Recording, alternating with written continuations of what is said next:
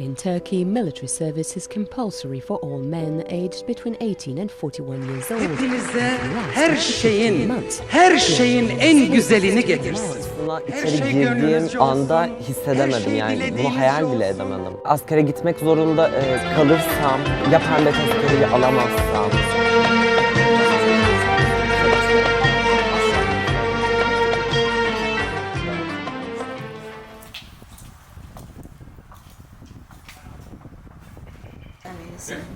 Also, your sock and yeah, I can only socks on purpose again.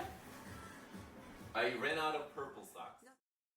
The name Purple Passport it's sort of a comment on the phenomenon we call pembetezkere in Turkish. You can only get it if you're LGBTQ, but it's pretty humiliating. They want you to prove them that you're LGBTQ by showing you in acts from your personal life. So I wanted to, and pink is a loaded color. It has an expression, it has a perception of gender identity somehow. And I wanted to challenge that by naming the first exhibition Purple Passport, because it is the exhibition and the project itself, it's about identity, but purple in many cultures across the world is perceived as the color of Zen and wisdom. And I wanted to challenge that notion of the loaded color in pembetezkere with the concept of Purple Passport. So it acts like a passport is just a piece of paper, but when you walk into a room with people from all walks of life, it's an experience. It's a different form of passport, you know? It's a passport that talks with other passports, so to speak. It's a metaphor, and I like that idea.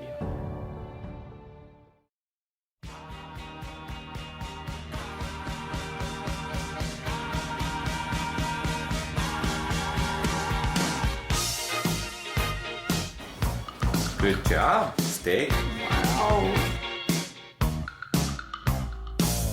I'm Ulas. I also go by Ollie.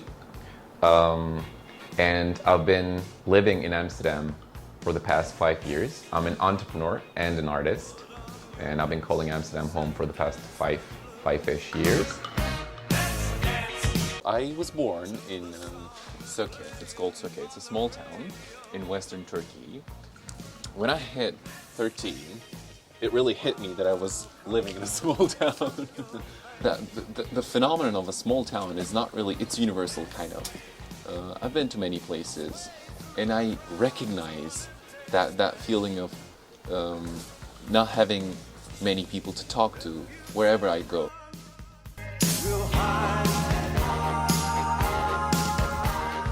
If you stand out from the crowd in Istanbul, or in Turkey in general, it's a bit difficult to survive, you know what I mean? So people stick with each other. That's why the sense of community in Istanbul is stronger, you know, when it comes to the queer community as well. Because you're not protected by the regulations and the rules, and it can be difficult sometimes to do what you love to do and still survive.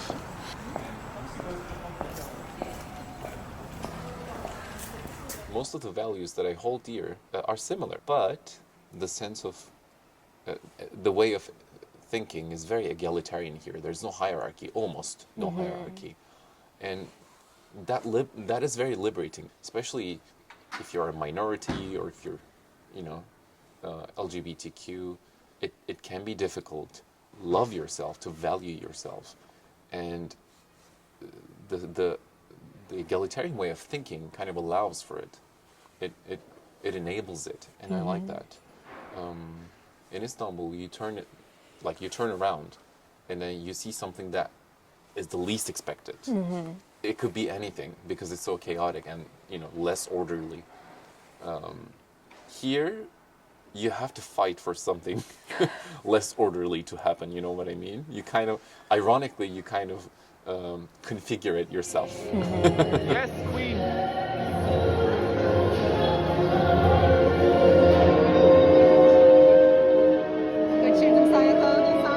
Yakaladım. Are there any difficulties encountered in the religious concept of Turkey? No. This answer is pretty straightforward. That's because there is effort to steer the conversation to that direction,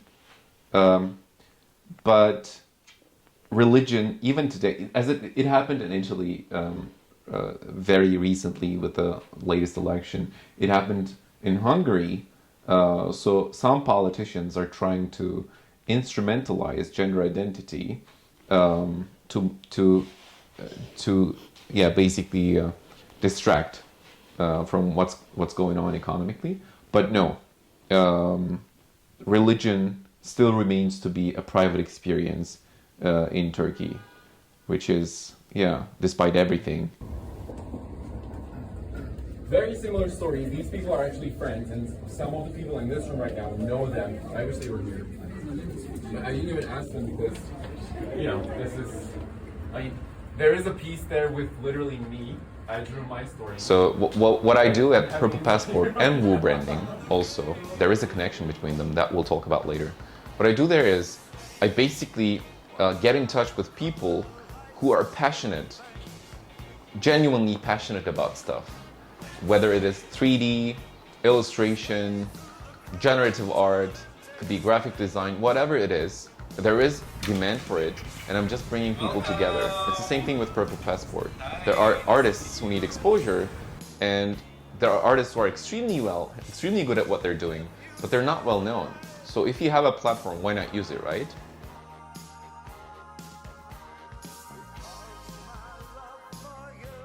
Nice, I have an amazing sun reflected by this modern building behind, and my chest hair.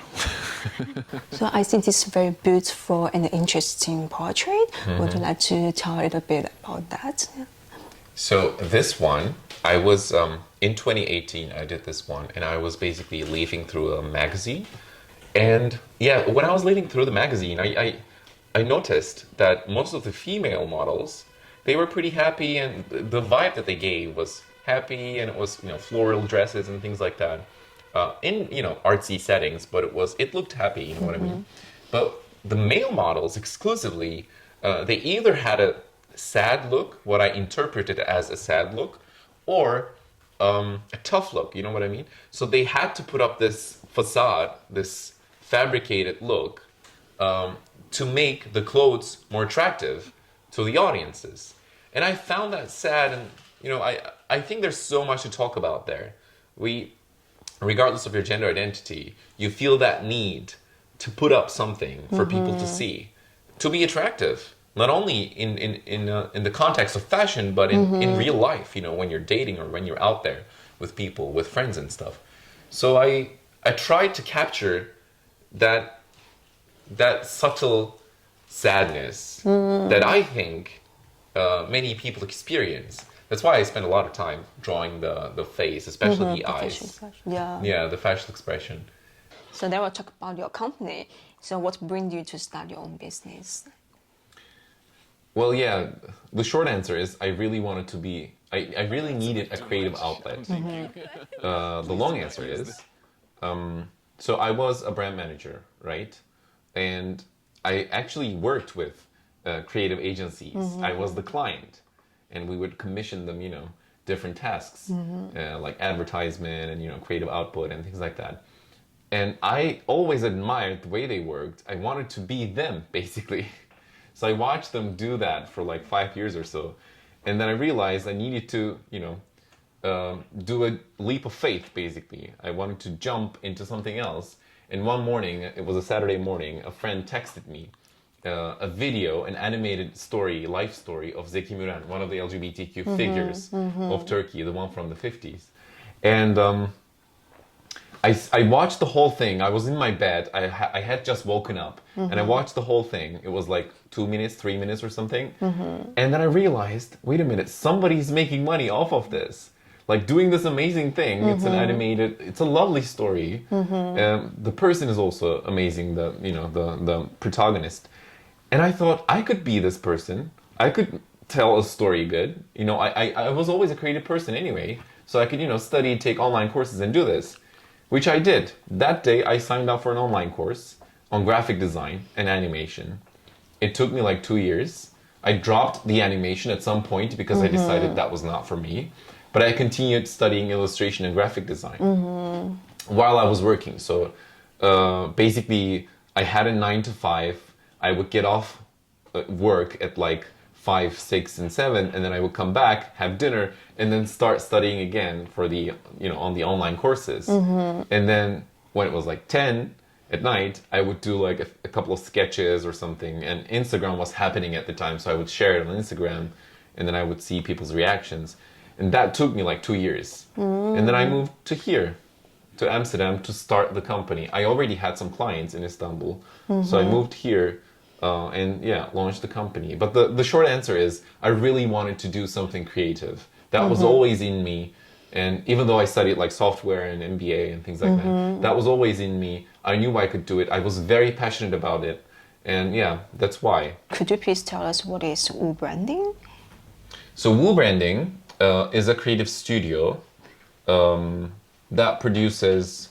so there are two things on Woo Branding. One of them is an online platform that offers pre-made, custom but pre-made brands, customizable pre-made brands. That's Woo Branding, the platform. There is also Atelier Woo, which is a creative collective where we basically create brands or come up with brand strategy for brands.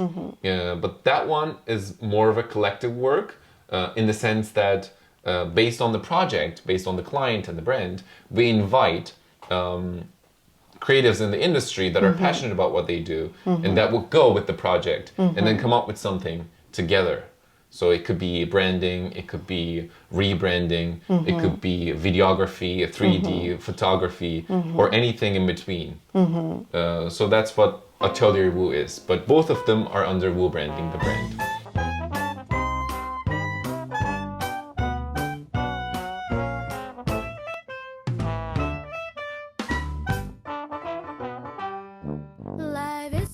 And so, madam, what's the relationship of Purple Passport associated with the queer culture or queer community?